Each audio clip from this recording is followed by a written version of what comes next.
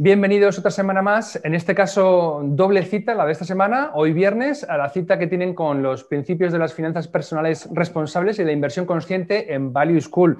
Y hoy vamos a hablar quizás de uno de los temas que llevan a la gente a entrar en contacto con una entidad como Value School, a formarse en finanzas personales, y es el ahorro para la jubilación. Porque, bueno, a pesar de que hace ya un tiempo se empieza a hablar públicamente del estado del sistema de pensiones en España, este era un tema del que no se hablaba porque estaba todo asegurado y garantizado por el Estado. Ahora ya los propios políticos, el gobierno ya plantean reformas abiertamente, hay discusión y tenemos a tres economistas que han publicado un informe al respecto con una propuesta de reforma que nos van a explicar. Pero antes de ello voy a hacer unos cuantos anuncios, como ya sabéis. El primero de ellos, tenemos la carta anual de Warren Buffett, la carta de BRK, la traducción y edición de Value School, con un formato muy mejorado. Si conocéis el documento original, veréis que lo hemos puesto muchísimo más bonito porque además facilita la lectura. Tiene también una guía de estudio, señalamos las partes más interesantes del documento para aquellos que quieran ir un poquito más rápido y al grano. Es un documento gratuito para todos los que queráis descargarlo. Podéis ir a la parte de la cajita de comunidad en el canal de YouTube de Value School y ya pincháis en el enlace, rellenáis el formulario y os descargáis el PDF en vuestro ordenador inmediatamente. Está teniendo ya mucho éxito, llevan ya más de 1000 descargas. 1000 descargas ha tenido este documento para vosotros, con lo cual esperaremos que este año también lo podamos hacer y ofreceroslo porque vemos que os gusta. Más cositas. Regalos de Navidad. Tenemos los últimos 2 títulos de la colección de inversión de Value School con Deusto, Rendimientos de Capital, un clásico moderno de Edward Chancellor. Este es el último que hemos sacado. Y el penúltimo, la guía Boglehead de la inversión. Yo creo que si queréis que algún amigo empiece a ahorrar e invertir a largo plazo, este es el libro que le tenéis que regalar. De los poquitos que lo explican todo paso a paso, veis que es gordo, no se ahorran detalles y encima lo que hace es proponer portfolios indexados, es decir, muy buena rentabilidad, la del mercado, encima a costes bajos, que es lo que importa en el largo plazo.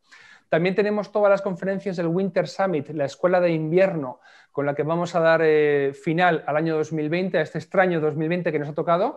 Todo será online, todo va a ser gratuito y todas las conferencias, en total 10, están ya anunciadas en la parte de eventos de Value School. Registraos en la que queráis, hemos puesto registro individual para cada una de ellas y os esperamos a partir del día 16 de diciembre, 16, 17 y 18.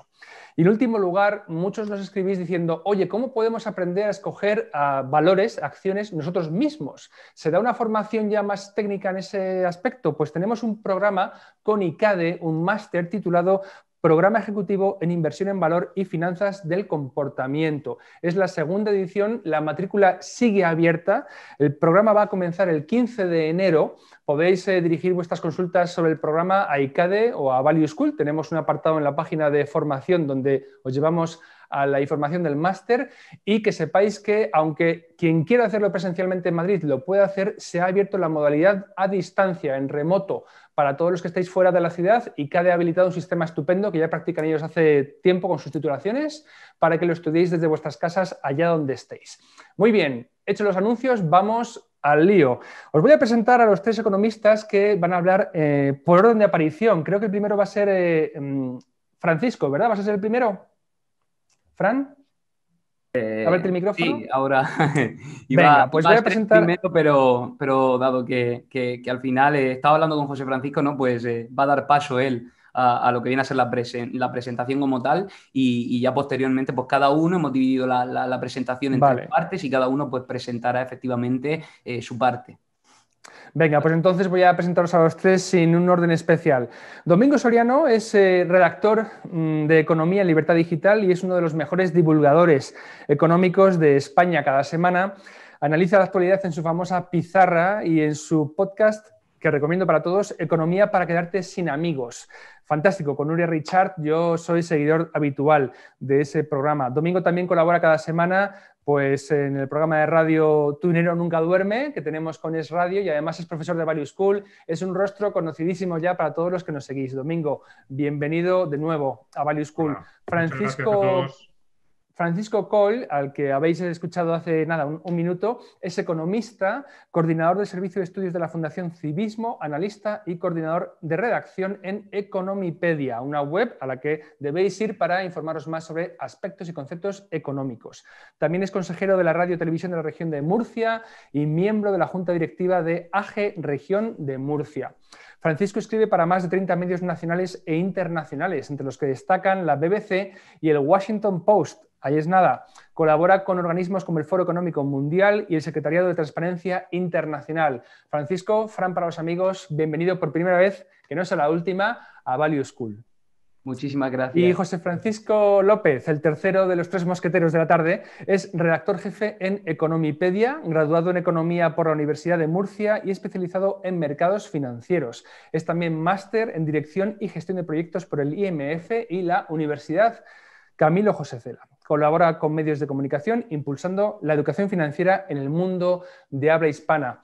José, bienvenido a Value School también por primera vez, aunque a ti te conocen ya más por el blog de Value School, donde también has publicado artículos. ¿Cómo estás?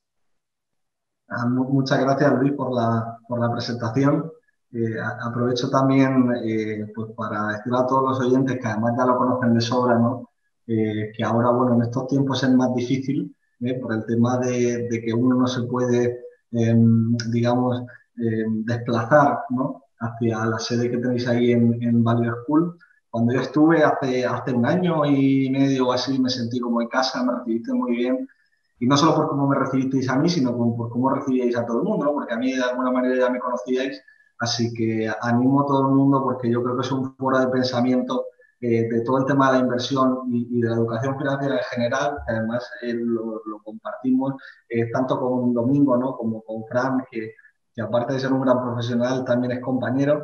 Y bueno, pues en Economipedia también hacemos eso, en Fundación Civismo, y el estudio sobre pensiones también nació un poco sobre eso, ¿no? Por enseñar a la gente, oye, todos tenemos muy claro, y lo vemos en las encuestas, ¿no? Cómo la gente se preocupa cada vez más por las pensiones, y cuando preguntas a los jóvenes, el 70% dice, no, yo tengo clarísimo que yo no voy a cobrar mi pensión, pero a pesar de tenerlo clarísimo, no tomas decisiones, ¿no? Al respecto, por si algún día el Estado, que tanta seguridad pretende transmitir, ¿no? Y que además pretende abolir todo lo que tenga que ver con incertidumbre, pues puede lógicamente quebrar, ¿no? El Estado al final no es más que una gran empresa, lo que pasa es que sus ingresos dependen de los impuestos, ¿no? Y si en algún día esos impuestos faltan, lo puede suplir con deuda, siempre y cuando tenga la confianza suficiente de los inversores internacionales para prestarle, ¿no? Y eso lo debemos tener muy claro.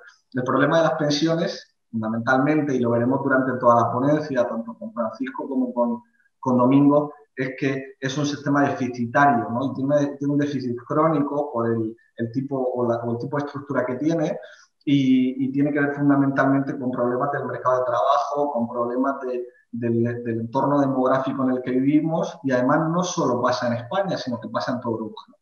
Entonces, bueno, aparte de que, bueno, pues dar la bienvenida, por supuesto, a Francisco Coll, ¿no? A Domingo Soriano y a un servidor, pues vamos a empezar el estudio. Bueno, más que el estudio, que también la presentación se va a estructurar en 4 partes, que lo haremos entre los tres, ¿no? Primero las grandes cifras, es decir, cuál es la coyuntura económica en España, cómo estamos, cómo está el tema de las pensiones. Luego hablaremos sobre el sistema comparado, es decir, de alguna manera ver que España no es el único país que tiene ese problema, ¿no? Aunque lógicamente lo hablemos aquí, pensemos que el único problema lo tiene España, pero no lo tiene España, ¿no? En Europa también pasa, hay países que lo gestionan mejor y países que lo gestionan peor.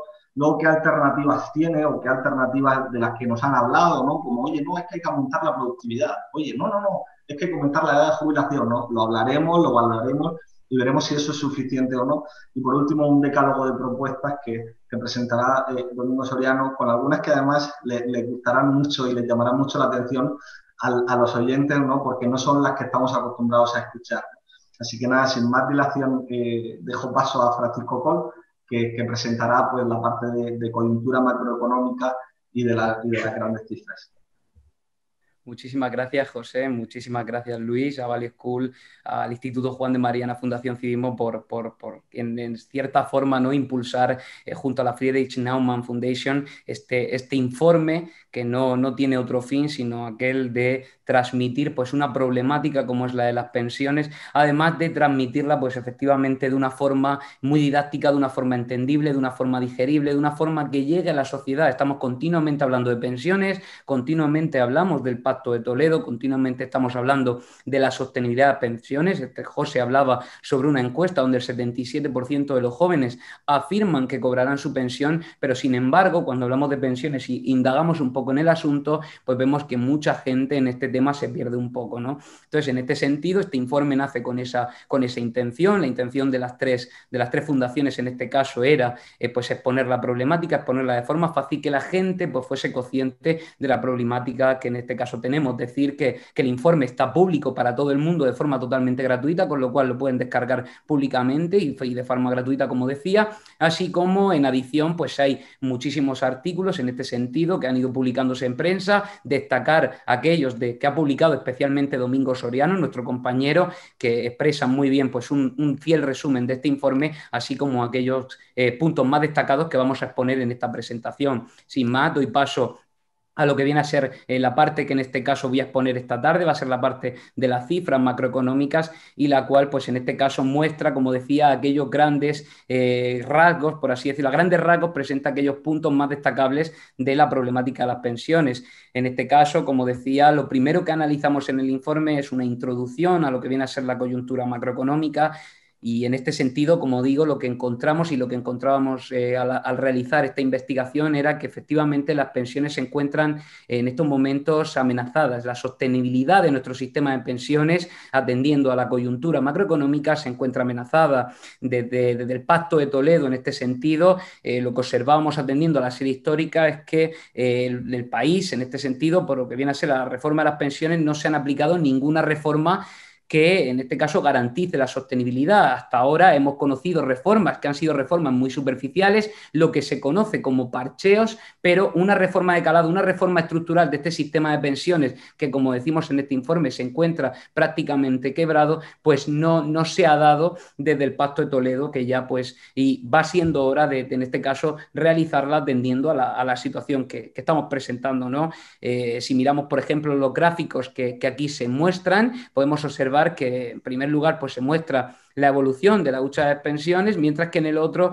pues observa el gasto de las pensiones respecto al total del gasto público. Lo que viene a ser la evolución de la hucha de las pensiones, lo que nosotros detectamos en el análisis es que efectivamente esta hucha está completamente vacía. Como se puede observar, esta hucha alcanzó, por así decirlo, su pico máximo de pertenencia de fondos en el 2011, pero una vez pasa el 2011, la hucha comienza a descender porque requeríamos de ese dinero para pagar pensiones y en este sentido la hucha llega a cero, atendiendo con grandes expertos en este sentido, como puede ser el gran economista José Antonio Herce del Instituto de Pensiones de VA, pues como comentábamos con él, ¿no?, pues la hucha de las pensiones en estos momentos ya se encuentra prácticamente quebrada, ya no podemos atender a ella, con lo cual es una herramienta con la que no vamos a poder disponer. En este sentido también el otro gráfico lo que muestra es el gasto en pensiones. El gasto en pensiones respecto al total de gasto público en estos momentos, decir que el gasto en pensiones desde el Pacto de Toledo se ha disparado en nuestro país un 85%.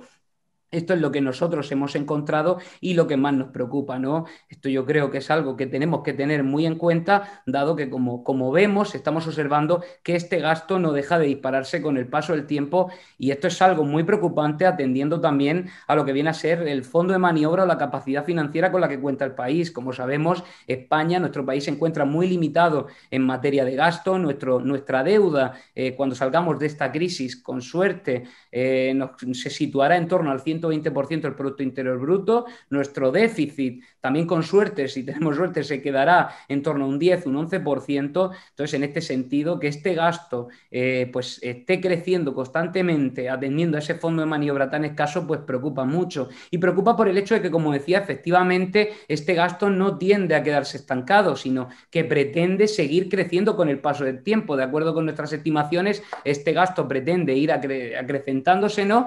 Y en este sentido, pues seguir comprometiendo, como digo, a la economía española. En este sentido, pues decir también que efectivamente, si nosotros observamos por así decirlo, lo que han pasado de representar las pensiones en el gasto público desde el año 2000 hasta el año 2019, debemos decir que estas han pasado a representar de un 28% a un 40% del nuevo presupuesto que ha ido adquiriendo la economía española con el paso del tiempo. El 80% de ese presupuesto, y este es un dato muy destacable y que debería conocer toda la población, el 80% se lo han comido las pensiones. Esto es algo muy importante, dado que, como decíamos, se está comprometiendo el futuro de los ciudadanos. Este presupuesto se podía destinar a educación, se podía destinar a sanidad, se podía destinar a muchas otras partidas en las que España, pues, por así decirlo, presenta carencias. Es el caso de la inversión en capital, es el caso de la productividad, es el caso de dimensionar el tejido productivo. Sin embargo, este presupuesto, el 80%, ha sido absorbido por las pensiones, y esto es algo que es muy preocupante y que nosotros hemos querido destacar en nuestro informe, dado que considero que todo el mundo debería conocer.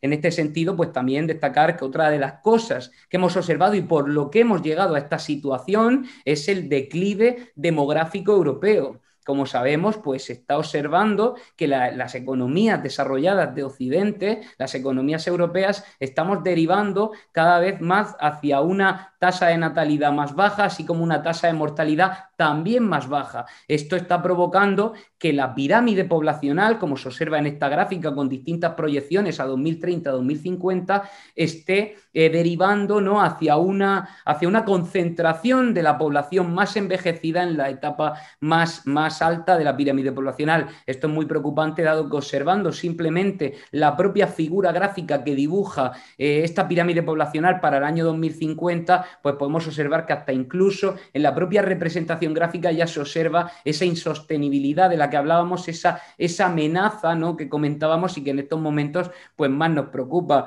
En este sentido, pues a esto debemos añadirnos que estamos hablando de que además, si esto ya representaba un problema, si esto de la evolución demográfica ya representaba un problema, debemos añadirle en adición, pues que estamos observando también otro de los puntos que más hemos observado y que más nos preocupaba, era que además no solo tenemos una población muy envejecida y una falta de futuros cotizantes, sino que también tenemos un paro estructural que condena a la economía española a tener un paro estructural del 16%, así como atendiendo en este caso a los datos de paro juvenil, de acuerdo con lo que mostraba Eurostat, pues tenemos una tasa de paro juvenil del 41%. Todo ello añadiéndole también, que no debemos olvidarlo, pues ese deterioro en las cotizaciones, ese deterioro en los salarios que en los últimos años se ha observado y que también preocupa. En este sentido, pues estos son algunos de los puntos más destacables que hemos encontrado en lo que respecta a la situación de las pensiones. No obstante, como decía, pues quería añadir algunos datos que también me parecen interesantes. En este sentido, este declive demográfico, así como la evolución de la tasa de paro, pues nos está llevando a situaciones que, como destacamos en el informe, se espera que para el año 2045-2050 lleguemos a una tasa de dependencia, es decir, la relación entre cotizantes y en este caso entre cotizantes y pensionistas, una tasa de dependencia del 1:1, es decir, una situación en la cual hay un cotizante por un pensionista. Esto es algo que la verdad que genera pánico cuando en este caso lo observamos, puesto que al final no podemos llegar a esa situación en la situación actual, ¿no?, tendiendo a cómo está la situación de las pensiones, así como otros aspectos, ¿no?, que son importantes destacar, como puede ser el gran órgano administrativo del que requiere nuestra administración pública para gestionar las pensiones. Hemos observado que España cuenta con más de 20 tipos de pensiones. Esto dificulta mucho también la gestión de todas las pensiones, dificulta también su gestión en materia de gasto, ya que necesita incrementar su gasto para preparar ese órgano administrativo que gestione todos los tipos, todas las cuantías, así como todos esos cálculos que hay que hacer para calcular las pensiones. Y además, en este caso, por último, lo que queríamos también añadir y que no se nos olvidase también es la situación política que en estos momentos presenta nuestro país. Como sabemos, desde hace unos años se nos habló de una nueva política una nueva política española, en la cual el multipartidismo iba a ser lo que iba a caracterizar el futuro de nuestra democracia, y sin embargo ese multipartidismo, por una cosa o por la otra, sin estar de acuerdo o pudiendo estar de acuerdo con él, pues en este sentido pues nos ha traído falta de consenso, falta de mayorías parlamentarias, que en este sentido establecidos nos han llevado a no lograr, en este caso, sacar adelante las reformas pertinentes que tanto necesita nuestro sistema. Con lo cual, en resumen, como decía, estamos hablando de una situación insostenible, una situación en la cual pues hay que destacar esos 5 puntos que voy a repetir: el gasto público en pensiones, el gran número de tipos de pensiones, la demografía y el mercado laboral que en estos momentos pues se caracteriza la economía española, así como esa situación política que en estos momentos nos han llevado a la situación. Estos son a grandes rasgos lo que hemos detectado, los principales problemas que hemos detectado y que queríamos resaltar, dado que en estos momentos, atendiendo a esta coyuntura, atendiendo a esta situación macroeconómica, la situación de las pensiones en estos momentos es insostenible, como decía, y de no aplicar reformas, por así decirlo, lo que viene a ser nuestro sistema tal y como lo conocemos, pues desaparecerá por desgracia, ¿no? Entonces, con lo cual, pues debemos aplicar esas reformas. Entonces, en este sentido, voy a dar paso a mi compañero José Francisco López Rodríguez para que continúe con el siguiente apartado, que viene a ser esa comparativa que hacemos con otros países para ver esta coyuntura si se repite en otros países, especialmente aquellos que presentan ese patrón latino, como definía Gabriel Tortella en el desarrollo de España contemporánea, y en este sentido, pues poder exponer aún mejor la situación con esa comparativa tan interesante con países como Italia, Portugal o Grecia, que presentan una situación similar en esa comparativa. Muchas gracias, Fran. Efectivamente, lo que nosotros nos planteamos cuando estábamos analizando y estábamos viendo a ver, ¿no?, cómo analizábamos, estudiábamos toda esta parte de las pensiones, que además creemos que es un eje de una parte fundamental, que puede fundamentar un punto de inflexión en el futuro, sobre todo porque promete una cantidad de gasto tan grande que puede haber comprometido nuestro bienestar, ¿no? Decía Fran, oye, es que todo lo que nos gastamos en pensiones y que además esta parte que tenemos de déficit crónico, es decir, tenemos que pedir prestado todos los meses para poder pagar pensiones, porque recordemos que el sistema de pensiones español, de la manera en la que funciona, es que los que pagan a los pensionistas son los trabajadores actuales. Y si en un momento los trabajadores actuales no aportan lo suficiente como para pagar las pensiones, entonces tenemos un déficit, ¿no? Y eso hay que financiarlo de alguna manera.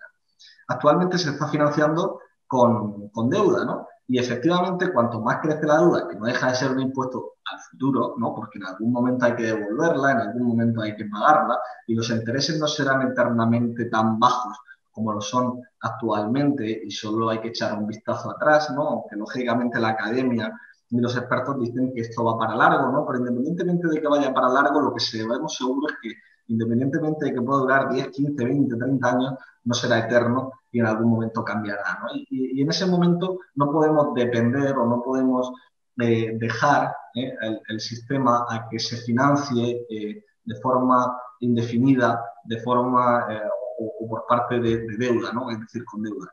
Entonces, ¿eso qué puede comprometer? Puede comprometer que, por ejemplo, no podamos invertir lo suficiente en investigación como tanto se ha achacado durante esta pandemia para que tengamos mejores recursos a nivel sanitario o para que tengamos una educación de calidad, que decía José Antonio Herce, que también citaba Fran, una frase que nunca se me olvidará, decía, si la educación fuera como si la sanidad fuera como la educación, todos estaríamos muertos, ¿no? Entonces hay un plano fundamental en España, la estructura que tenemos, y que hay muchos planos por mejorar, ¿no?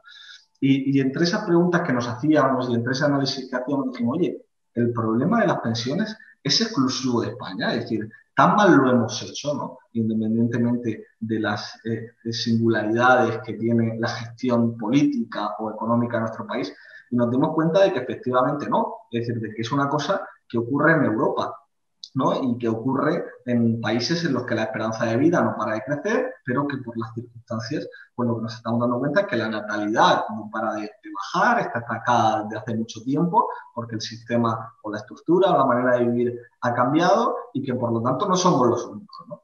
La tabla que veis en la diapositiva no refleja de forma totalmente fiel la realidad, en el sentido de que el sistema de pensiones es uno de los sistemas más complejos que hay, porque incluye muchos complementos, porque tiene muchos requisitos, ¿no? Y es algo que conocemos, pero de alguna manera habría que simplificarlo, ¿no? ¿no?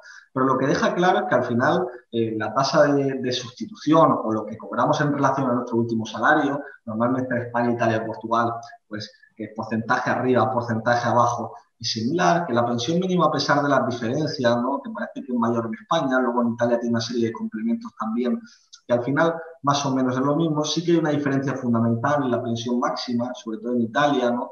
Ya que el tipo de sistema es diferente y no está topado, ¿no? ¿Qué quiere decir que está topado? Quiere decir que en España, por mucho que nosotros ganemos, por mucho que nosotros ingresemos, no vamos a cobrar más de la pensión que se establezca por ley. ¿Bien? ¿Qué quiere decir eso? Que bueno, puede que sea contributivo el sistema hasta cierto punto, ¿no? Porque quiere decir que por mucho que nosotros contribuyamos de más al sistema, no vamos a generar más, ¿no? Es decir, no vamos a generar el derecho a una pensión mayor, ¿no? En cualquier caso, al final, lo que resume la tabla es que, independientemente de la singularidad de cada sistema, la problemática de fondo es la misma, ¿no? Sobre todo en términos demográficos y en términos de estructura poblacional, ¿no? Y entonces, a partir de ahí dijimos, oye, pues hay diferentes indicadores que nos acercan o que nos ayudan a analizar esto, ¿no?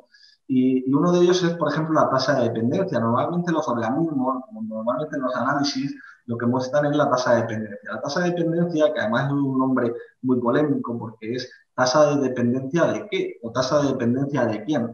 No debemos olvidar que al final la jubilación es una especie, o sea, la seguridad social es una aseguradora como puede ser Mafre, como puede ser AXA o como puede ser cualquier aseguradora. Lo que pasa es que es una aseguradora pública. Y una de las cosas que asegura es el riesgo de no poder trabajar. Es decir, una aseguradora, tú pagas una prima, la prima que nosotros pagamos para generar ese derecho es la cotización a la seguridad social, y en función de las primas que tú aportes, tanto vas a cobrar según dicta el contrato, que es la ley, ¿no? Que es lo que establecen los políticos. Entonces, en esa tasa de dependencia económica, ese riesgo que es cuando llegamos a cierta edad, no vamos a poder trabajar, no vamos a poder generar ingresos. Eso es lo que cubre la seguridad social, ¿no? Por lo tanto, lo que nosotros decíamos es, oye, no hay que mostrar solo el gasto de pensiones en porcentaje del PIB, que es algo que hemos visto por parte de algunas formaciones políticas, sino hay que relacionarlo con la tasa de dependencia, porque lógicamente, si tú tienes más tasa de dependencia económica, por llamarlo de alguna manera, pues también vas a gastar más. Por tanto, el gasto en porcentaje del PIB no quiere decir absolutamente nada, ¿no? De hecho, yo no me gusta decir que el gasto en porcentaje del PIB, de hecho, el objetivo debe ser que sea el mínimo posible, ¿no? Que sea el mínimo posible y que las pensiones sean las máximas posibles. Eso querría decir que gastamos muy poco en pensiones, pero que las pensiones son muy grandes. Quiere decir que produciríamos tantísimo que no sería necesario, es decir, que en sí mismo el gasto como porcentaje del PIB es irrelevante, ¿no? Pero bueno, la relación que se establece aquí es más o menos dilucida, ¿no? Que aproximadamente el 30-40% del gasto en pensiones como porcentaje del PIB está explicado por la tasa de dependencia, ¿no? Luego hay otra serie de cosas, ¿no? Y como he dicho, el sistema es muy complejo, ¿no? Pero bueno, básicamente esa es la idea, ¿no? Y luego hay otro indicador fundamental, que es la tasa de sustitución. Y la tasa de sustitución es más o menos, ¿no?, lo que cobramos en función de lo que cobramos de pensión en función de lo que hemos cobrado cuando éramos asalariados. ¿Bien? Entonces, vemos cómo Italia, Portugal y España, que están seleccionados así como en un amarillito claro, pues como veíamos en la tabla de inicio, presentan niveles parecidos, ¿no? No son los más altos, que están en Turquía y están en Luxemburgo, pero sí que están en la parte alta del gráfico, en la parte alta de la tabla, ¿no? Y eso es algo que tenemos que tener en cuenta. ¿Y por qué es más bajo en otros países? Pues fundamentalmente porque en otros países lo que se hace es incentivar el ahorro. Hay unos salarios más altos también que permiten prevenir ese riesgo de jubilación del que estábamos hablando, y que por lo tanto no tienen que, o los sistemas públicos no se ven tan obligados a cubrir ese riesgo de pensión y lo dedican a otro tipo de cosas, ¿no? Que es lo que no debemos olvidar. Eso por la parte del sistema comparado, que al final la idea fundamental es entender que no somos los únicos que tenemos ese problema, ¿no? Que existe también en Europa y que por lo tanto tenemos que ver también qué están haciendo otros países que tienen el mismo problema y que les va bien, ¿no? Que yo creo que es la enseñanza fundamental o la moraleja, por llamarlo de alguna manera. Entonces, en ese sentido decimos, vale, tenemos un problema que decía Fran, y tenemos un problema demográfico, tenemos un problema en el mercado laboral, tenemos un problema de presupuestos públicos, tenemos un problema que no es exclusivo de España, sino que también está en los países. Oye, ¿cómo podemos mejorarlo? Entonces, a partir de ahí hicimos 6 escenarios muy sencillos y valoramos más o menos si con esas 6 opciones, que es de las que más se ha hablado, era posible hacer sostenible el sistema de pensiones, pero hacerlo sostenible de manera real, es decir, de manera que fuera a largo plazo viable, ¿no? Entonces, esas 6, que son las que veis en la diapositiva, en la pantalla, ¿no? Pues es una que ya se ha tomado, que es aproximar la edad efectiva a la edad legal de jubilación, que es la que ha propuesto y la que están intentando aplicar desde el ministro José Luis Escribano. Y luego, por la parte de escenario demográfico favorable, que decía, oye, ¿por qué no atraemos inmigrantes? Es decir, cogemos más fuerza laboral y podemos pagar las pensiones. Vamos a ver qué problema tiene eso. ¿Qué pasaría si aumentamos el periodo de cálculo de la base, que ha aumentado desde los 2 años de 1980 hasta los 25, que va a ser dentro de nada? Nosotros proponemos incluso, oye, ¿qué pasaría si tenemos en cuenta la práctica totalidad de la vida laboral? Luego, ¿qué pasaría? Oye, ¿cómo es posible o sería posible si aumentamos la productividad y aumentamos los salarios? ¿Serían sostenibles las pensiones? También nos lo preguntamos, también lo evaluamos, ¿no? ¿Qué pasaría también si aumentamos las cotizaciones sociales? ¿Y qué pasaría también si establecemos un impuesto finalista, por llamarlo de alguna manera, que al final no deja de ser coger de los impuestos, ¿no? Es decir, no de las primas que pagamos a la seguridad social, que son las cotizaciones, sino de los impuestos, que sabemos que no tienen una retribución directa. Es decir, el pago de impuestos no genera un derecho per se, ¿no? O no genera una retribución directamente observable. ¿Bien? Entonces, por decirlo de manera muy resumida, sobre todo porque lo tenéis en el informe, que a mí por supuesto que lo leáis, sobre todo porque aquí no se observa bien, porque digamos que el escenario base sí que se mueve muy bien, pero la otra parte está como en amarillo y no se ve bien, ¿no? Pero fundamentalmente la idea de aproximar la edad efectiva a la edad legal de jubilación, actualmente en España está en 62, 63 años, por hablar de cifras redondas. La edad legal va a estar en 67 años y todavía ahí tenemos una brecha, ¿no? ¿Qué pasaría si cerráramos esa brecha? Es decir, si consiguiéramos que las personas se jubilaran a la edad que nosotros tenemos planteado, ¿no? Pues pasaría que efectivamente el escenario mejoraría, pero no sería suficiente, ¿vale? Seguiríamos teniendo un impacto en la deuda notable, seguiríamos teniendo un gasto en pensiones como porcentaje del PIB también notable, la tasa de cobertura sería ligeramente mayor, pero bueno, y se mantendría más o menos igual, entonces no sería suficiente. Es una medida que hay que hacer, pero no es suficiente, ¿no? Cabe recordar, además, que la persona que, digamos, da origen, ¿no? O que planta el germen del sistema de pensiones actual, que es Otto von Bismarck, hace ya casi 2 siglos, realmente estableció la edad de jubilación en una edad parecida a la actual, cuando la esperanza de vida era muy inferior, ¿no? Por lo tanto, deberíamos empezarnos a plantear que por el tipo de trabajo que tenemos actualmente la mayoría de la población, que se dedica principalmente al sector terciario, no sería descabellado que la edad de jubilación siga aumentando, ¿no? La edad legal de jubilación, ¿vale?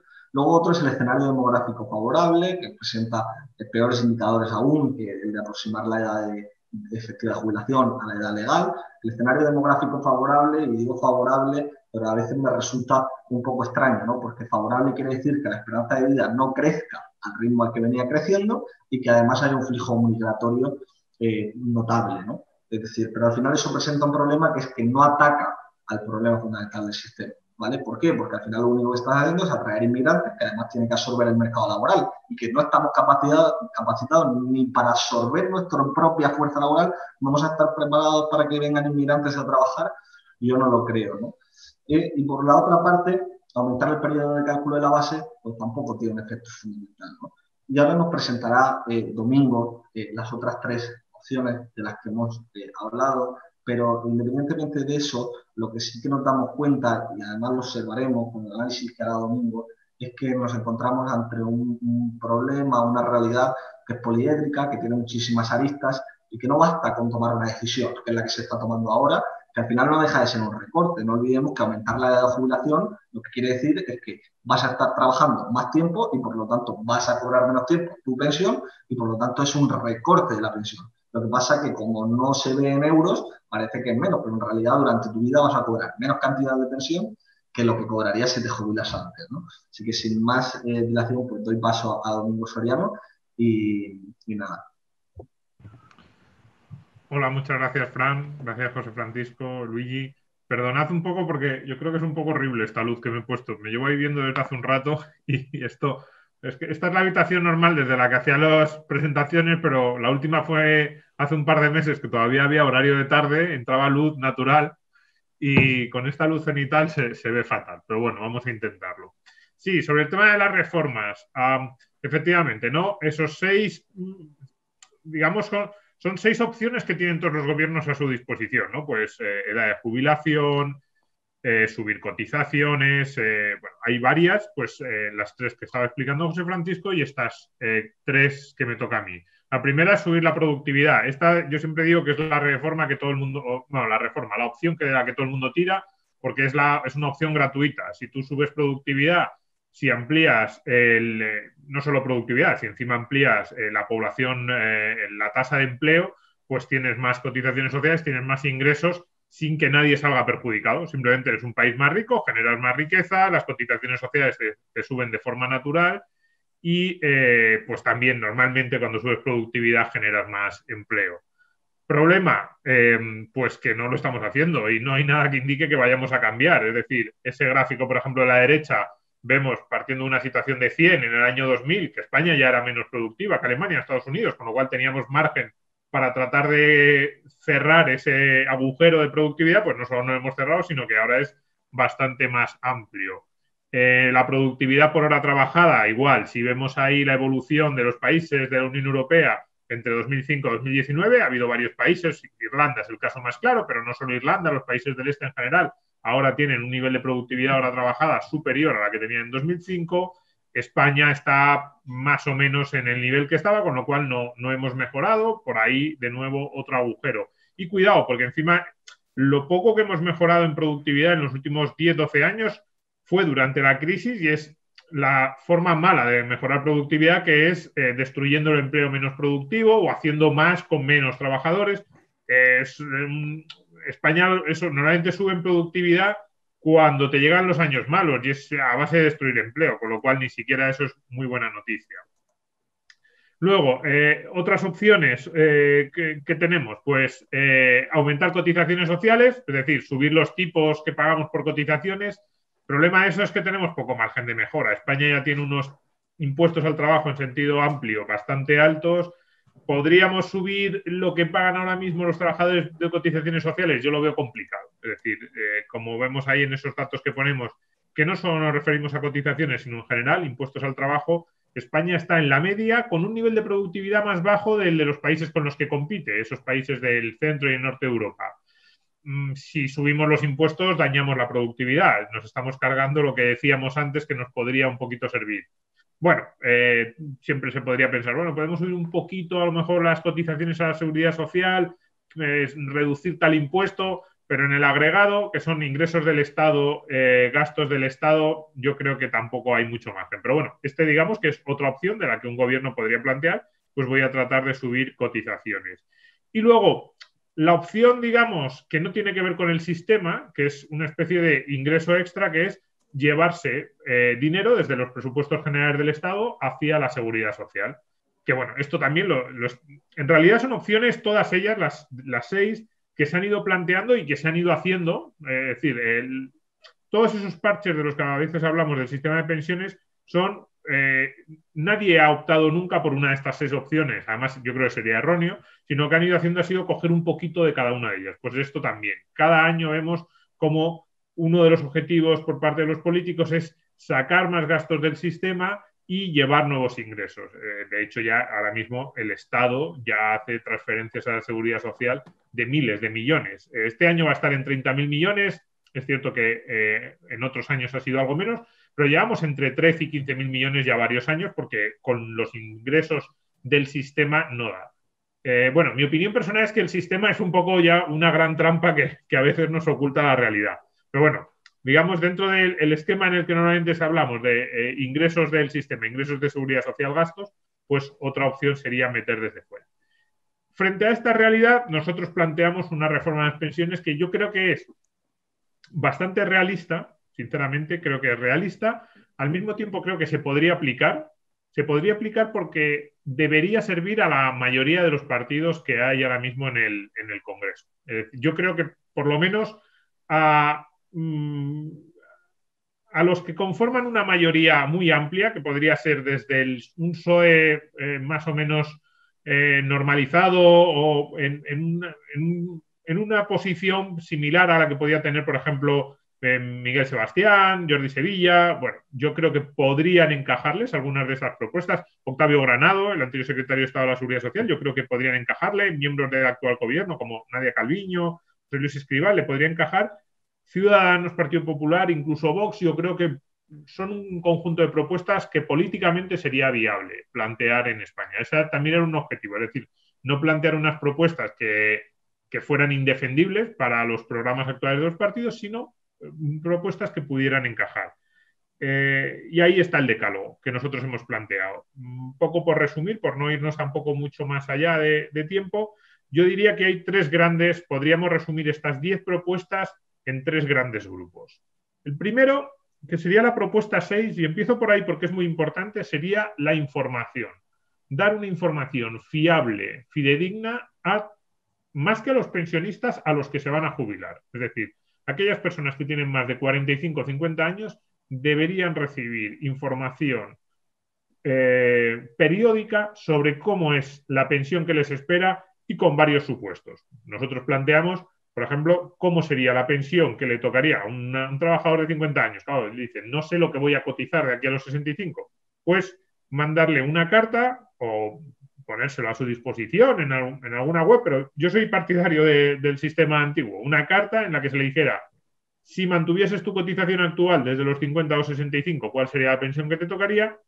Si vieses una caída de los ingresos del salario, por ejemplo, del 33%, ¿no? Se podría del 25, al 33, del 50, lo que fuera, ¿cómo sería la pensión que te tocaría? Y al revés, un escenario optimista, si tuvieras un aumento de tus ingresos en estos 15 próximos años, 15, 17 hasta los 67, ¿cómo sería la pensión? Ese para mí sería una reforma que puede parecer casi anecdótica o poco importante, y para mí sería revolucionaria, porque lo que haría sería que empezáramos a tomar conciencia todos nosotros antes de la realidad que nos va a tocar una vez que nos jubilemos.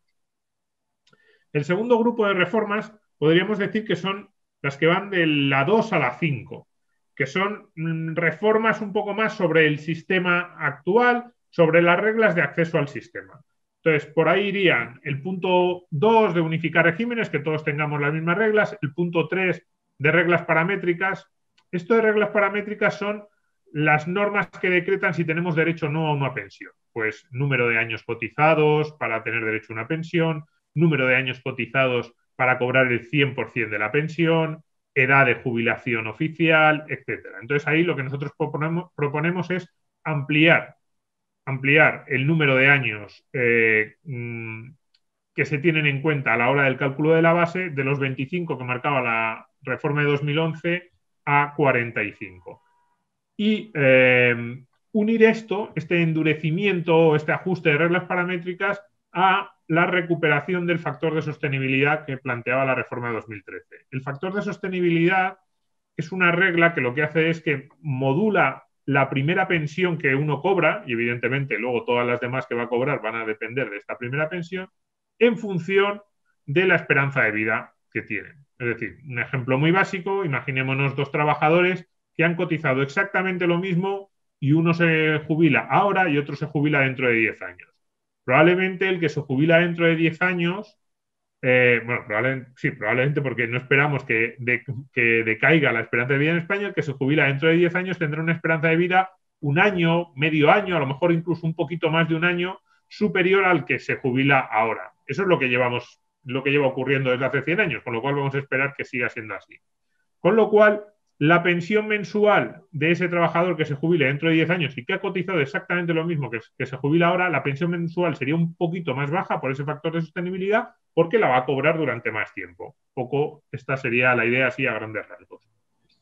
Y, digamos, la suma de este punto 3, endurecimiento un poco de las reglas de acceso, tanto incrementar el número de años necesarios para cobrar el 100% como, sobre todo, ampliar el número de años para el cálculo de la base, más este factor de sostenibilidad, lo unimos a una edad de jubilación flexible con un rango muy amplio. Es decir, la propuesta lo que plantea es una edad de jubilación que va de los 60 a los 75.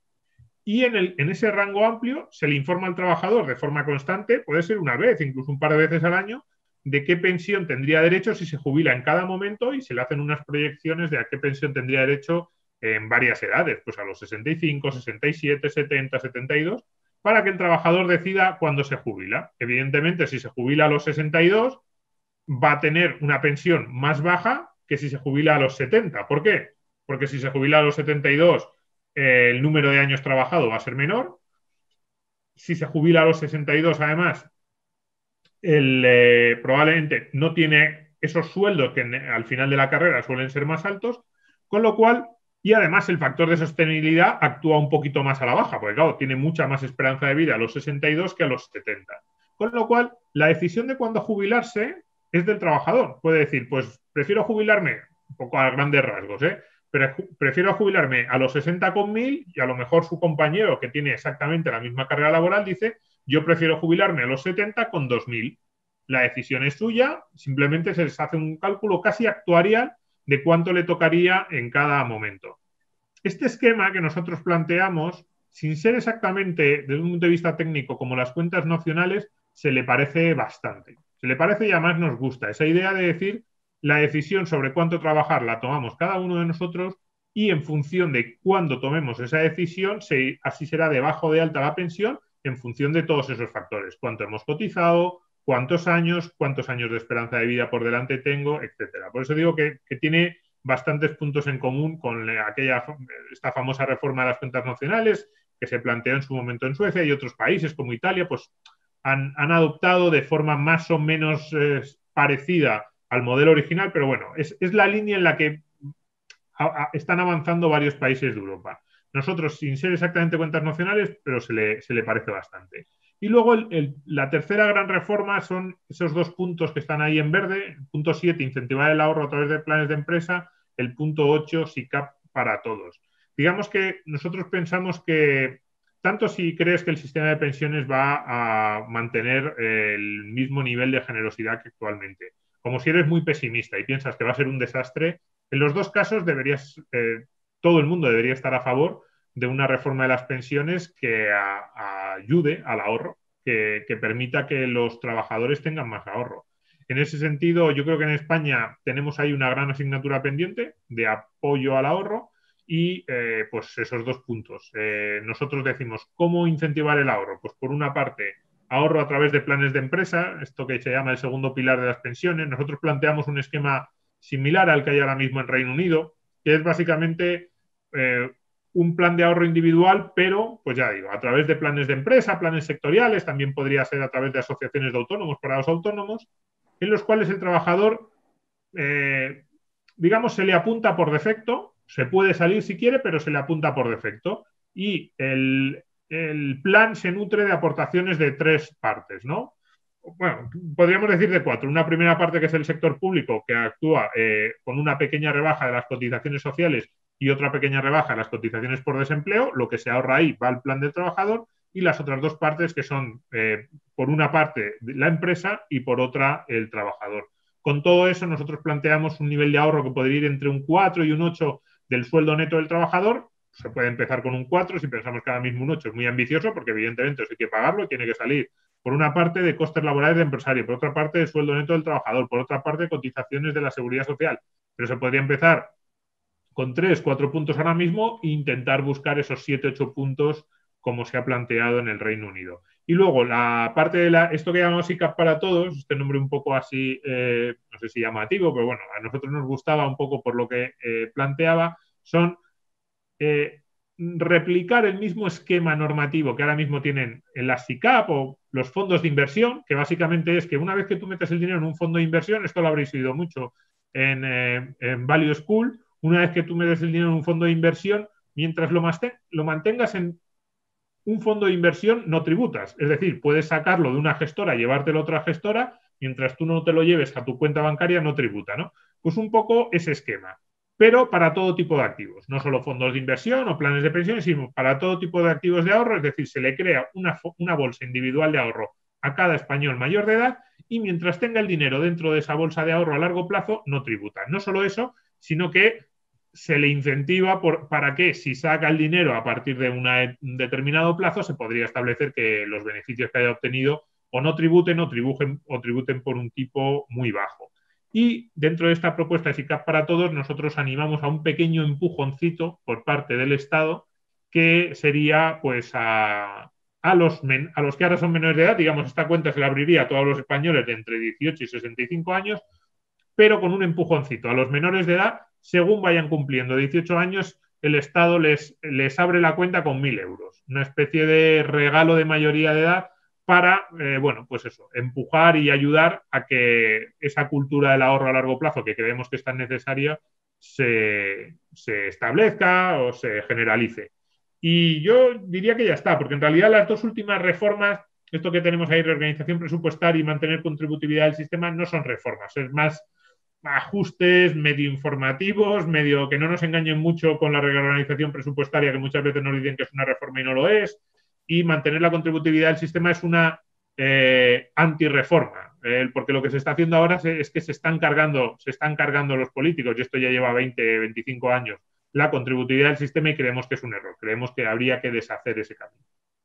Y yo creo que ya está, yo creo que es más interesante ahora, si hay preguntas, pues que podamos responder al máximo número de ellas. Bueno, pues vamos allá. Muchísimas gracias a los tres, José Francisco, Fran, Domingo. Y sí que preguntas. Os voy a pasar alguna de las que han entrado en la cajita de preguntas, por favor. A los amigos que están ahora conectados, mandad a esa caja de preguntas las preguntas. Comentarios van en la otra cajita del chat. Yo tengo también algunas preparadas, pero empezamos con la primera y la ofrezco a cualquiera de los tres que queráis responder. Alexandre dice, respecto a la propuesta de la jubilación flexible, es decir, que los trabajadores elijan cuándo jubilarse más tarde.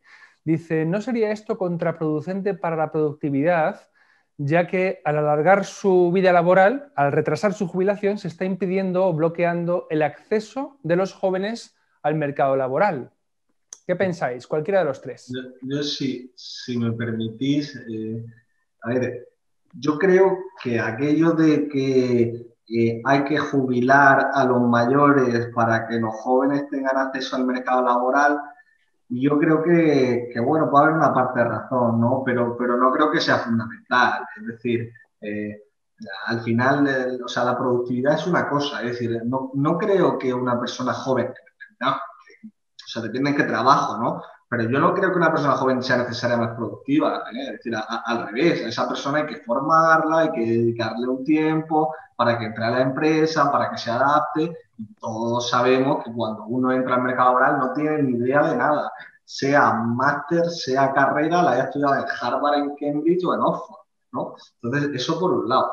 Y por otra parte, y repito e insisto, ¿no? La educación en España necesita una reforma fundamental, es decir, necesita que las personas que hay en España, yo sé que esto es muy impopular y además ataca directamente contra la generación a la que pertenezco, tenemos mucha técnica, pero muy poca sabiduría. Es decir, sí, tenemos mucha técnica de resolver problemas matemáticos, de mucha teoría, pero a la hora de trabajar hace falta que la gente tenga ganas, ¿no? Y entonces, empezando por ahí, yo creo que no es un problema el hecho de que los mayores, es decir, el hecho de que jubilemos a nuestros mayores para que no entre. Pero España lo que necesita es un mercado laboral que dé cabida y que todo ese paro estructural no es un problema de que se jubilen los mayores. Hay otras sociedades que ya hemos visto que también están envejecidas, como por ejemplo Japón, y tienen un 2 o un 3% de paro, ¿no? Entonces yo creo que el problema no está en los mayores, ¿no? Está en que necesitamos un sistema productivo que impulse el crecimiento, que impulse a las empresas y que cree empleo, que genere riqueza,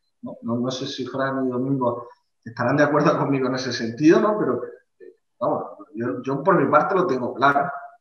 Sí, no, efectivamente. De hecho, añadir una pequeña adición a lo que comentaba José, debemos eliminar ya el mantra ese de que los jóvenes en este sentido no pueden acceder al mercado laboral porque efectivamente existe una serie de ancianos que en este sentido le quitan el empleo. La teoría económica ha desmontado eso en todos los escenarios posibles. Hace unos meses la ministra Yolanda Díaz pecaba en este sentido de ignorancia cuando comentaba esto. Incluso hay artículos en blogs, como puede ser el blog de Nada de gratis que demuestran efectivamente cómo la teoría económica define el empleo como una variable que no es constante. Es decir, no podemos decir efectivamente que esa mayor presencia de ancianos elimina las opciones a los jóvenes, con lo cual creo que eso es algo que como la hucha de las pensiones debemos dejar como en el pasado, dejarlo como algo que es inservible, y en este sentido empezar a pensar en otra serie de herramientas que podrían relanzar nuestro mercado laboral. Es decir, pensar en por qué contamos con un mercado laboral que cuenta con un 16% de tasa de paro estructural. En este sentido, estudiar por qué contamos con un mercado laboral que presenta la mayor tasa de paro juvenil de la Unión Europea. Creo que esto es más importante que en este caso estar tratando de decir que los ancianos quitan el trabajo a los jóvenes, y en este sentido empezar a impulsar una flexibilidad que efectivamente, atendiendo a otros mercados laborales, pues muestra que el mercado laboral podría funcionar mejor. En este sentido hay un estudio que me gusta resaltar del Fondo Monetario Internacional que analiza el acoplamiento entre la destrucción de empleo y la destrucción y por así decirlo, la contracción del Producto Interior Bruto en los mercados latinoamericanos. En este sentido, lo que muestra este informe del Fondo Monetario Internacional es que se produce una menor destrucción en los mercados latinoamericanos, efectivamente, por una economía informal que permite una mayor flexibilidad. Yo creo que esto es algo que deberíamos analizar, que deberíamos estar continuamente preocupándonos por ello, y en este sentido mirar más por qué tenemos eso por el lado de la productividad, por el lado de la inversión en capital, donde tenemos países como Alemania que triplican en inversión per cápita la inversión en capital en relación con España, así como otra serie de variables que en este sentido tienen más justificación en la teoría y en la ortodoxia económica sobre una gran tasa de paro, que en este caso ese mantra que se comentaba sobre que los ancianos quitan el empleo a los jóvenes. Sí, Muy bien, Domingo. Sí, haz un comentario y luego te paso una pregunta que ha llegado que te la quiero formular a ti. Dale. Una cosilla muy rápida. La cantidad fija de empleo yo ahí estoy con Fran y con José, no tiene mucho sentido. Pero ya no solo digamos, para que no quede solo cosa nuestra. Estaba viendo datos de tasa de empleo entre personas de 55 a 64 años, ¿correcto? 55 a 64 años, tasa de empleo. Islandia por encima del 80%, Suecia 78%, Suiza 74%, Noruega 73%, Alemania 73%, Dinamarca 72%, Holanda 70%. Estoy leyendo los datos de Eurostat del año 2019. Lo habéis oído, por encima del 70%, Suecia, Suiza, Noruega, Alemania, Dinamarca, Holanda. España en el 53,8%, por debajo del 54% tasa de empleo de 55 a 64 años. Es decir, no parece cierto que sean los mayores de 55 años los que le estén quitando el empleo a los jóvenes españoles. No solo eso, sino que casi hay una relación inversa. Es decir, los países que tienen más tasa de empleo de 55 a 65 años es porque son más ricos, son más productivos y también tienen paro juvenil más bajo. Si buscáramos tasas de paro juvenil más bajo, nos encontraríamos de nuevo con los mismos que he dicho, con los Suizas, Dinamarca, Suecias, etcétera, ¿no? Con lo cual, no, ahí nos tenemos que salir un poco de ese relato porque no es verdad. Si el país es más rico y más productivo, habrá empleo para los mayores y para los jóvenes. Pero sacar a los mayores del mercado laboral no hacer que los jóvenes tengan más oportunidades. Domingo, Daniel quiere saber qué significan las cuentas nocionales de las que has hablado, porque en tu intervención has aludido a ellas en varias ocasiones. ¿Puedes explicarnos de qué constan? Sí, a mí las cuentas nocionales es un tipo de reforma que me gusta bastante. No la hemos planteado por dos razones. En primer lugar, porque el propio nombre en España ha tenido mala prensa y en esa búsqueda de una reforma que fuera realista y políticamente viable, pues a ver si simplemente por hablar de cuentas nacionales ya se rechaza. Y luego también porque el ajuste a corto plazo podría ser mayor en la situación española. Es decir, Suecia planteó esta reforma de las cuentas nacionales a mediados de los años 90. Si nosotros lo hubiéramos hecho entonces, pues yo creo que estaríamos mejor. Ahora yo no sé si llegamos un pelín tarde. Pero bueno, las cuentas nacionales son un sistema en el cual se plantea una especie de suma ficticia para cada trabajador o de cuenta de ahorro ficticia para cada trabajador. Es decir, cuando tú te pones a trabajar con 20, 25 años, empiezas a acumular un derecho que es equivalente a la cotización que tú vas aportando cada mes. No es que esa cotización se guarde en ningún sitio. Por eso, no sé, si fuera así, pues esto sería un sistema de capitalización o de ahorro clásico, ¿no? Pero no es que se guarde en ningún sitio. Simplemente el Estado te va apuntando cada euro, en el caso de Suecia, creo que es la corona sueca, ¿no? Pues cada corona de cotización que tú vas aportando. Cuando llegas a los 65 años te dice, muy bien, tú has cotizado, pues por lo que fuera. Por ejemplo, en el caso de España, dice, pues en estos 40 años tu cotización ha ascendido a €500.000. Entonces el Estado te dice, tienes 65 años, has aportado €500.000, te calculo tu esperanza de vida. Supongamos que son 20 años, por ejemplo, hasta los 85. Para un hombre español está ahí.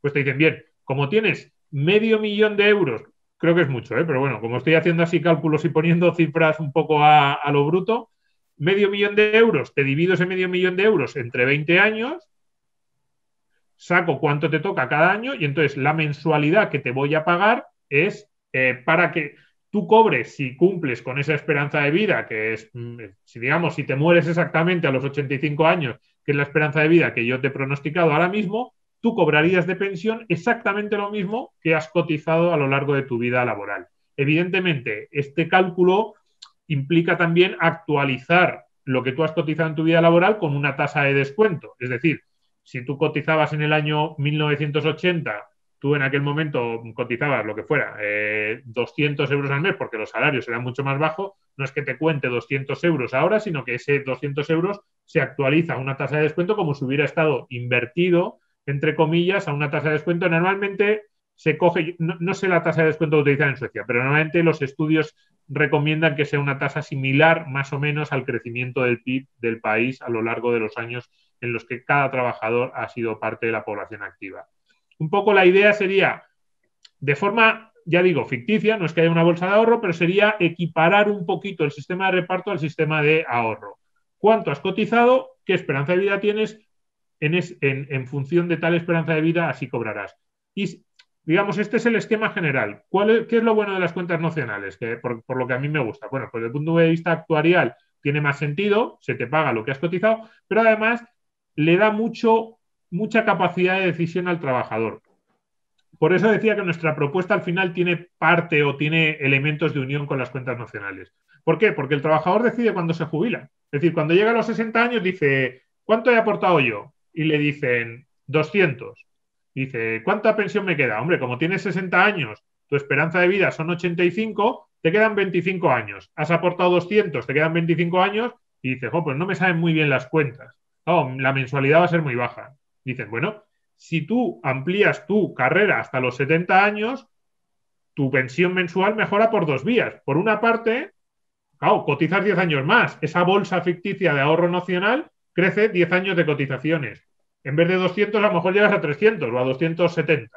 Y por otro lado, a los 70 años tu esperanza de vida ya no son 25, a lo mejor son no 15, pero son 17. Con lo cual también, por ahí, también tienes un ajuste que te mejora la pensión. Con lo cual, la decisión última la toma el trabajador. Dice, ¿qué me compensa si jubilarme a los 60 con una pensión más baja o a los 70 o a los 65, a los 67? Hay múltiples opciones con una pensión algo más alta.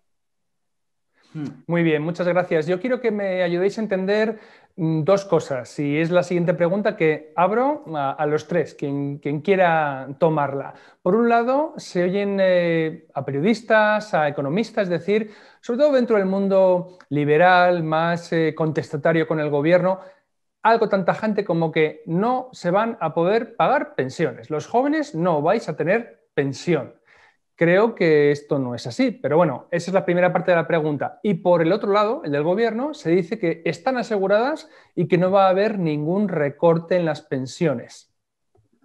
Aquí, ¿quién tiene razón? ¿Queréis contestar vosotros? ¿Queréis que conteste yo? Tú, Domingo. Si quieres, comienza tú. Comienza tú, Domingo. Sí. A ver, sobre que no van a cobrar pensiones. No es así. Es decir, siempre se va a cobrar una pensión. Mientras exista yo digo siempre que mientras exista el Estado español va a haber pensiones. Porque al final las pensiones, el sistema de reparto, las pensiones no están en ningún sitio. Las pensiones se generan año a año con las cotizaciones que pagan los trabajadores. Con lo cual, si dentro de 30 años hay trabajadores que pagan impuestos y el Estado español les cobra esos impuestos, pues le podrá pagar a los pensionistas una prestación. La clave es cómo van a ser las pensiones de los pensionistas del futuro, y da la sensación de que en tasa de sustitución al menos, es decir, relación pensión frente al salario, van a ser más bajas que ahora. Pero que habrá alguna pensión pública, es que si no, pues directamente eso, estaríamos pensando que desaparece el Estado en España o que no es capaz de cobrar ningún tipo de impuesto. Ahí estaríamos en una situación a la venezolana casi. Fíjate, incluso en Grecia, un Estado que ha quebrado, ha habido pensiones. Lo que pasa es que las recortaron de un día para otro un 40%. Luego, sobre la segunda, el segundo planteamiento del gobierno de no os preocupéis porque va a haber pensiones, pero, o sea, no os preocupéis para nada de las pensiones porque esto ya lo llevan diciendo 25 o 30 años, la respuesta sería, es que en los últimos 25 o 30 años se han ido recortando las pensiones. Perdón, no las pensiones de los actuales jubilados, sino las pensiones que habrían cobrado si se hubieran mantenido las reglas previas. Es decir, las reglas de las pensiones se han ido cambiando para que los nuevos jubilados tuvieran una pensión más baja. Eso es lo que yo digo muchas veces, que la seguridad social está constantemente quebrando.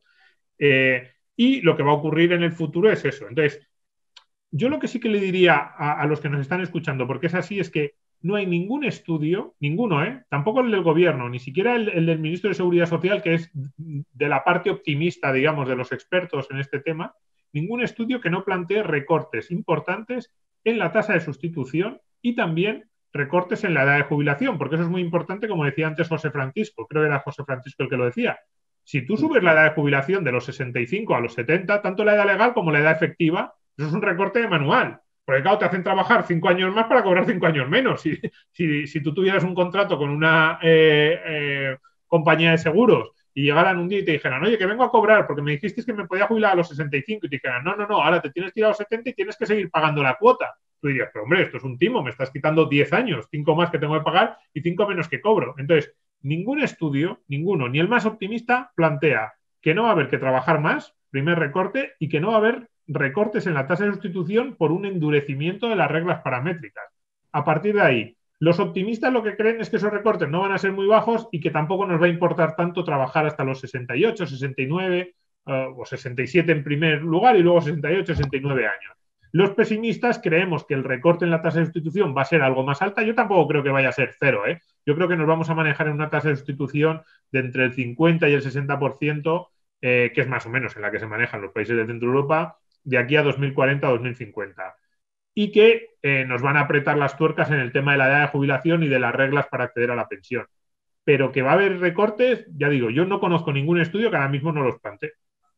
Efectivamente. Muy bien. ¿Algo que apostillar, Fran y José Francisco? Sí, en adición a lo que comentaba Domingo, quería añadir una cosa, y es que al final, pues como decía Domingo, efectivamente, mientras exista el Reino de España, como él le llamaba, pues efectivamente existirá pensión partiendo desde el hecho que en este caso, pues nosotros cuando pagamos nuestras cotizaciones, pues en este sentido, en cierta forma estamos generando un derecho que si posteriormente no se nos concede, pues efectivamente estaríamos en una desigualdad de condiciones que nos llevaría a replantearnos si hasta incluso es eficiente vivir en esta democracia. Pero en este sentido, si me gustaría añadir una cosa, y es que efectivamente esas pensiones van a seguir pagándose, pero yo quiero enfocarlo también por el lado de a qué coste qué coste va a suponer que esas pensiones se estén financiando. En este sentido, he dado algunos datos durante la exposición, como puede ser el hecho que durante todos los últimos años que hemos ido creciendo constantemente, todo el nuevo presupuesto que se ha generado en la economía española, el 80% se lo han comido las pensiones. ¿Qué quiere decir eso?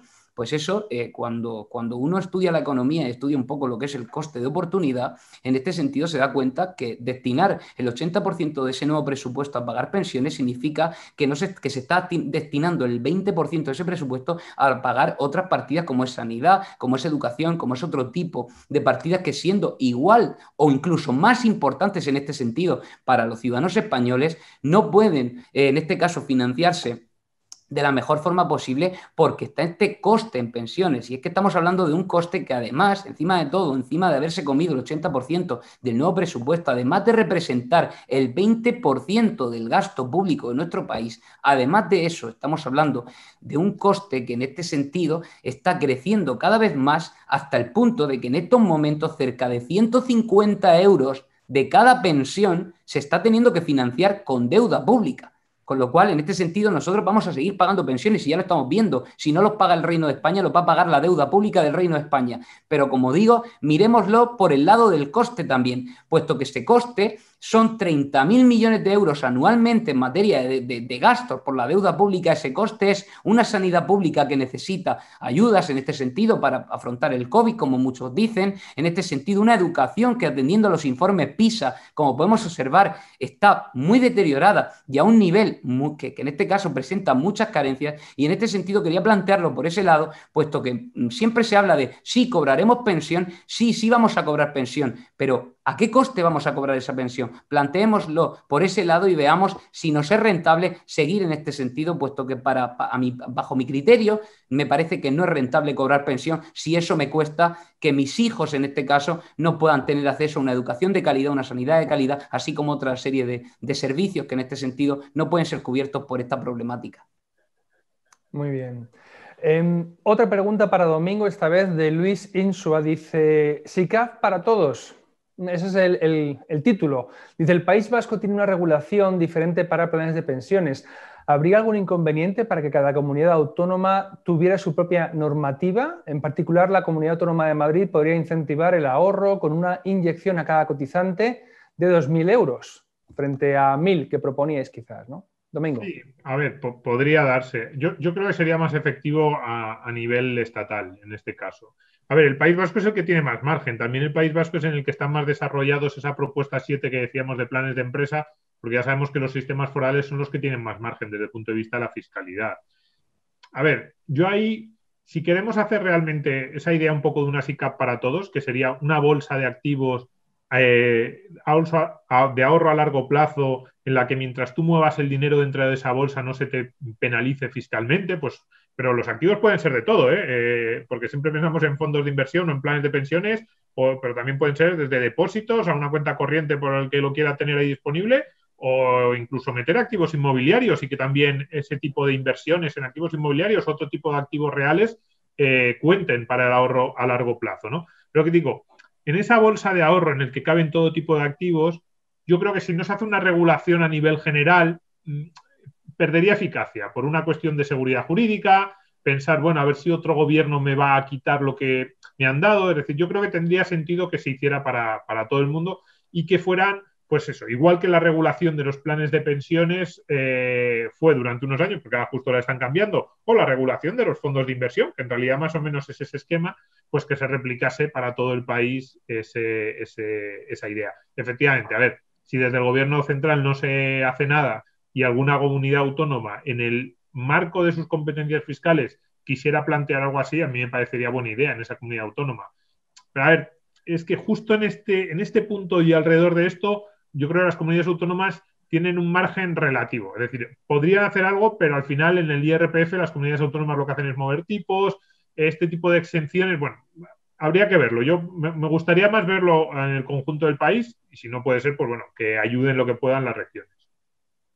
Gabriel os pregunta a los tres que cómo veríais... Ah, bueno, sí, perdona, Fran, adelante. No, quería decir simplemente una pequeña aclaración, ¿no?, respecto a lo que estaba comentando Domingo, y en este sentido era que comentaban antes por el grupo, ¿no?, de chat, el tema de los planes de pensiones y la rentabilidad negativa. En este sentido, pues simplemente decir que efectivamente, como decía Domingo, no solo hablamos de planes de pensiones, cuando hablamos de planes privados no hablamos de la figura de plan de pensiones como tal, con lo cual quería aclarar eso, puesto que a lo mejor se ha podido confundir, ¿no?, se ha podido pensar que nosotros proponemos un plan de pensión cuando realmente nosotros lo que proponemos efectivamente es una inversión en este sentido, el establecer planes privados indexados a lo que queramos, a cualquier producto financiero en este sentido, con el que más cómodo se sienta la persona, pero no tiene que ser necesariamente ese plan de pensiones que efectivamente pues, presenta, pues, como sabemos, pues una serie de características que en estos momentos no lo identifican como el mejor activo, por así decirlo, el más rentable, ¿no? Con lo cual simplemente quería añadir eso, puesto que no quería que se confundiese plan privado con un plan de pensiones.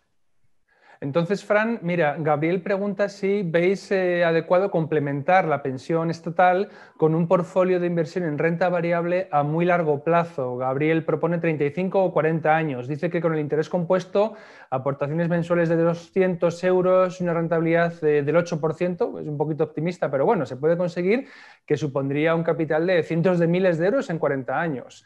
¿Van por ahí los tiros? Yo completamente de acuerdo, pero para esta pregunta precisamente me gustaría dejar a paso a mi compañero José Francisco López, puesto que creo que puede dar la respuesta perfecta a esta pregunta, pero completamente de acuerdo, iría por ahí esa línea. Sí, justo había leído la pregunta, ¿no? Primero les recomendaría que el rendimiento a largo plazo de la bolsa, más o menos, durante los últimos 200 años es un 6,7%, ¿no? Luego habría que ajustar ahí a inflación y varias cosas, ¿no? Pero bueno, sí, al final la idea fundamental, y no lo digo porque lo diga la teoría, es que yo ya lo estoy haciendo, o sea que creo que es fundamental que la gente entienda, y lo decía en la calle, ¿no? Decía, oye, el gasto esclaviza y la austeridad libera, ¿no? Es importante que la gente tenga en cuenta que realmente, aparte del problema que tenemos en nuestro país, que es tremendo, lógicamente, por temas de salarios y productividad, no puede ser y no es admisible que con lo que pasó del COVID y todo lo hemos visto, ¿no? Que estemos a 2 o a 3 meses de la indigencia. Necesitamos ahorrar, y ahorrar no solo te permite tener una mayor libertad de decisión en términos de cambiar de trabajo, en términos de sobrevivir o de vivir como estaba viviendo sin trabajo, sino que además te permite invertir, ¿no? Yo creo que no tenemos el deber de invertir, tenemos la obligación de invertir, porque si no invertimos, desde luego lo que seguro que nos va a comer es la inflación, y la inflación va a venir, es decir, siempre hay algo de inflación, siempre hay algo, entonces es obligatorio invertir, ¿no? Y en ese sentido yo creo que es una buena opción, ¿no? Luego podemos hablar de rentabilidad del 5, del 6, del 7, del 8, si uno puede aportar 50 o puede aportar 200 o puede aportar más, ¿no? Pero desde luego yo creo que por supuesto va en esa línea. Hasta ahora los planes de pensiones privados habían tenido la fama de que cuando uno aporta un plan de pensión privado, luego en la declaración del IRPF pues le reduce su base imponible y por lo tanto tiene un incentivo fiscal.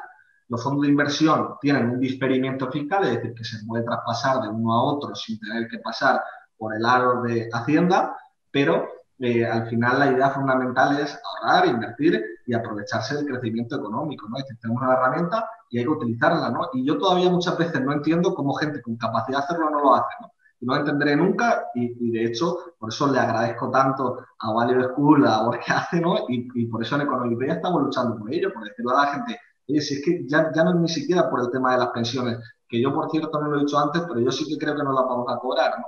O sea, que sí que creo que vamos a tener serios problemas y que si España sigue así, y ojalá me equivoque, no sería tan feliz de equivocarme como en este caso, vamos a la quiebra y vamos a, como dirían los argentinos, al default, ¿no? O sea, vamos a impagar, casi seguro, si seguimos así, si cambiamos, no. Bueno, voy a formular... Sí, dime, Fran. No, iba a decir precisamente eso que comentaba José Francisco, decía, no lo entiendo, efectivamente no se entiende, pero realmente sí se entiende cuando tendemos efectivamente a una cosa que conocemos bien los cuatro, que en este sentido estamos exponiendo y aquí dialogando, que viene a ser el problema de la educación financiera. Antes en el grupo hacían una pregunta, ¿no?, sobre el tema de la educación financiera que se ha colado por el grupo de chat y no ha caído en la casilla de preguntas, y era efectivamente esa necesidad de incrementar lo que viene a ser los esfuerzos en materia de educación financiera. Es uno de los grandes problemas. Tanto Value School como en este caso Fundación Civismo, Juan de Mariana y Economipedia lo están combatiendo constantemente, y en este sentido es algo que debemos potenciar, muy necesario el potenciarlo, y yo creo, vamos, que es fundamental para entender precisamente esto que estamos comentando, y es que los jóvenes en cierta forma no invierten y necesitan invertir más. Javier pregunta las diferencias que hay entre los EPSV y los planes de pensiones. ¿Alguno de los tres? Los EPSV se refiere a los planes vascos, ¿verdad? A los planes de empleo vasco. A ver, eso es.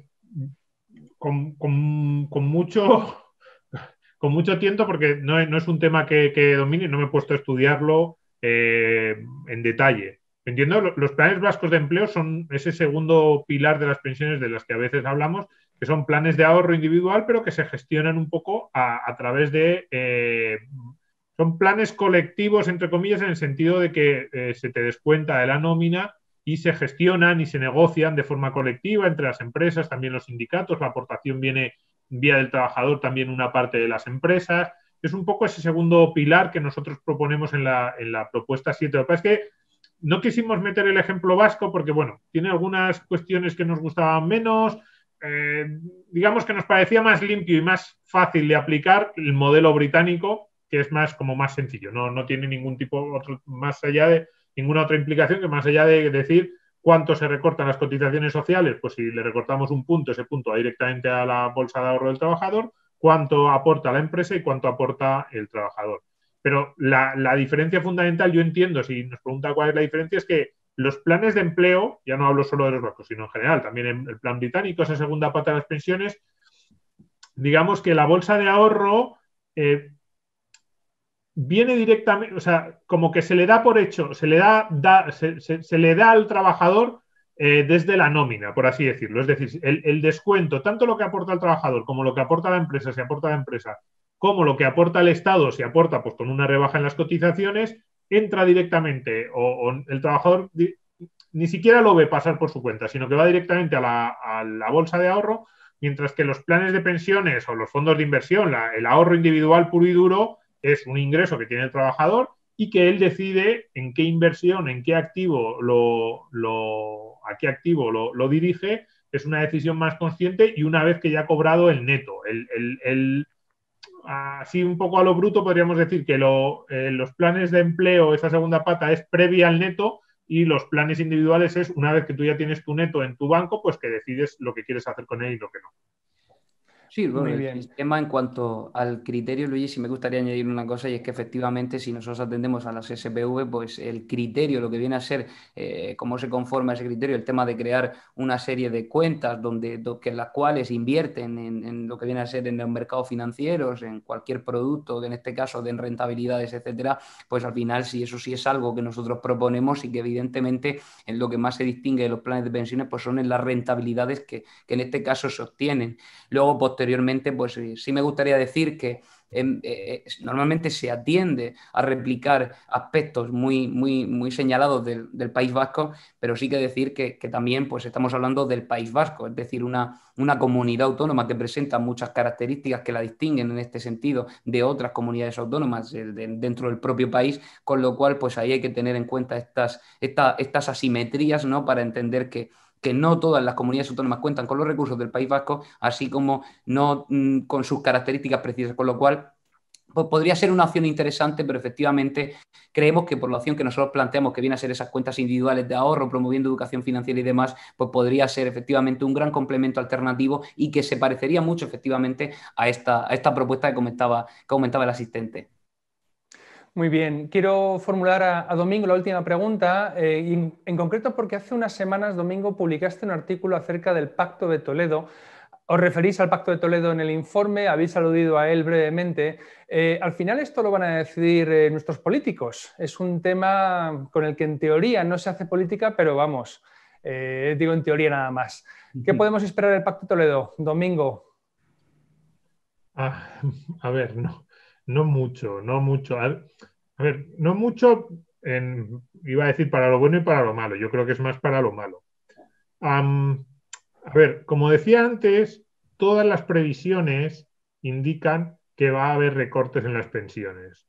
Recortes ni siquiera en las pensiones de los jubilados del presente, que podría ser, sobre todo en las pensiones que nos tocarían a los que nos jubilemos dentro de unas décadas, y sobre todo recortes respecto a la pensión que a lo mejor tenemos en la cabeza o sobre todo esa tasa de sustitución, ¿no? En España estamos acostumbrados a tasas de sustitución muy altas, estaban en los gráficos que planteaba José Francisco, pues, o Fran, ya no me acuerdo quién los dos lo ponía ese gráfico, que las tasas de sustitución en España son de las más altas de Europa.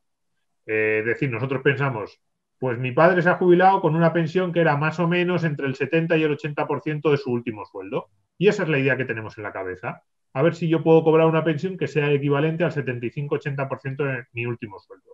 Vamos hacia un escenario en el que probablemente esa idea del 75-80% de mi último sueldo nos vamos a ver entre el 50%, mi apuesta es que entre el 50, 55, 60% en el año 2040. Entonces, eso es así con mis reformas, con las reformas del partido político que queramos, con las de los expertos que queramos, con cuentas nacionales. Eso prácticamente en todas las reformas no cambia, cuidado.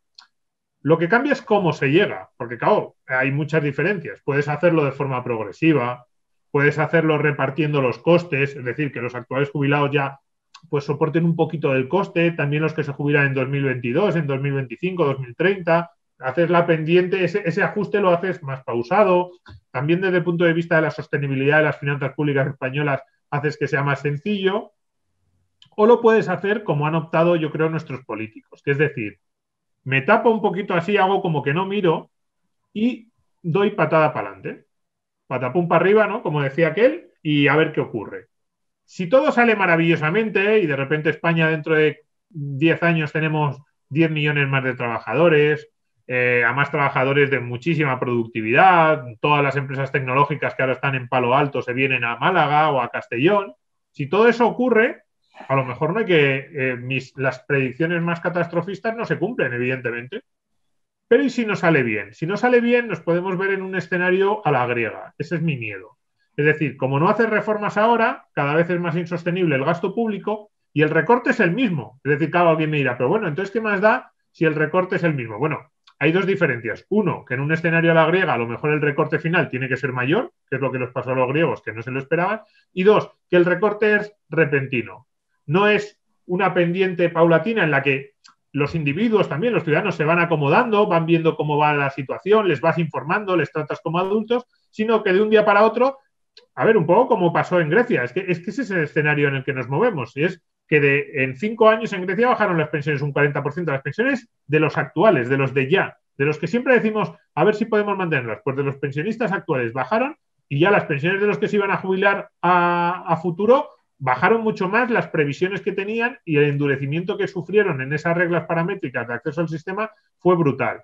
Entonces, fue de un día para otro sin posibilidad de que nadie se ajustara, sin posibilidad de ningún tipo de flexibilidad para el ciudadano. Entonces, el Pacto de Toledo, yo así lo he dicho además, no en mis columnas, lo que ha hecho ha sido decir, vamos a ver si todo sale bien.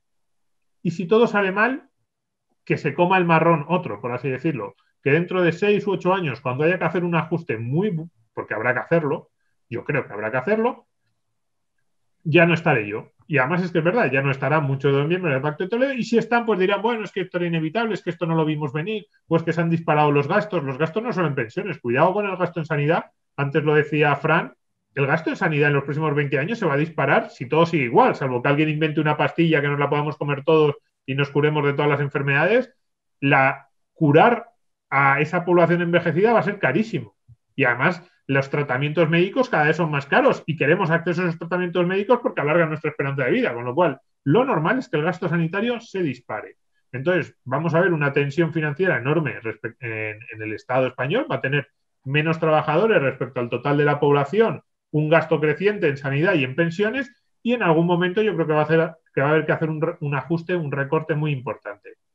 Bien, yo como los políticos no lo dicen, yo le digo a la gente, cuidado, protégete cuanto más mejor por ti mismo, porque si hay una situación a la griega, y fíjate, ni siquiera a la griega, o sea, muchas veces la gente dice, bueno, a lo mejor no llegamos a algo tan grave.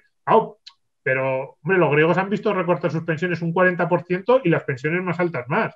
Quiero decir, no hace falta eso para que la situación sea dramática. Imaginemos recortes en pensiones a las pensiones actuales de entre un 5 y un 10, 15%. Es 3 veces menos que en Grecia o 4 veces menos en 5 años, por ejemplo. Imaginemos un endurecimiento de las reglas paramétricas que suponga una bajada de la tasa de sustitución del 80 al 40%, y hay países en Europa que están en esos niveles.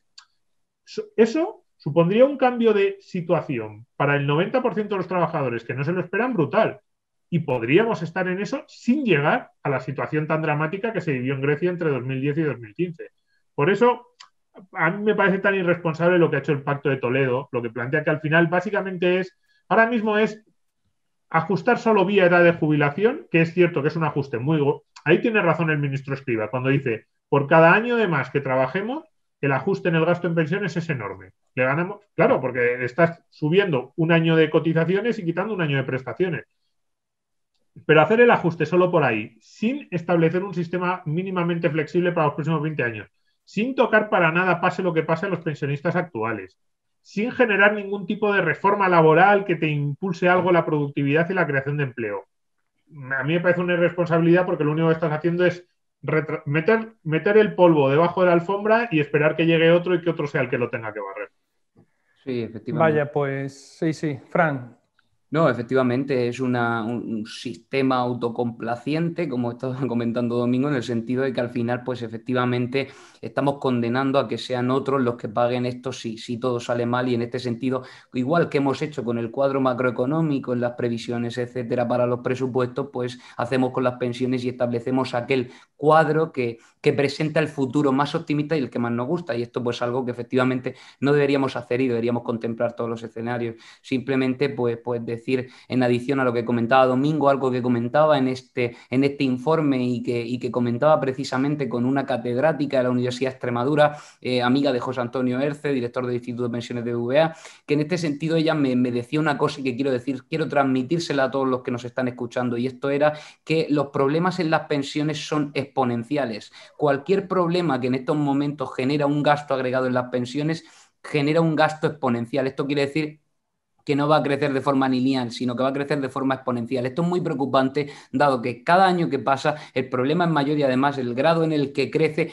es bastante más abultado, con lo cual cuando vemos un sistema así, el colapso, o lo que viene a ser, por así decirlo, el deterioro del sistema, se produce de forma muy acelerada, y en este sentido tenemos que llevar mucho cuidado, porque en las pensiones un corto plazo no son 10, o sea, un largo plazo no son 20 años, no son 30 años, un largo plazo en las pensiones son menos años, estamos hablando de 10, estamos hablando de 8, entre 8 y 10 años, y esto hay que tenerlo muy en cuenta, dado que hay que poner remedio ya, porque incluso pongamos, por ejemplo, el ejemplo de la natalidad. La natalidad en estos momentos hablan de incrementar la natalidad. Pero ¿qué pasa con esto? Que si nosotros incrementamos ahora mismo la natalidad, esta gente hasta que no tenga 16 años no va a poder entrar al mercado laboral, si es que entra. Con lo cual, esta medida de fomentar la natalidad en estos momentos simplemente es una medida adentro de 16 años. Con lo cual, si tenemos un sistema de pensiones que ya en estos momentos se muestra insostenible, la medida de natalidad, como decía mi compañero José Francisco López Rodríguez,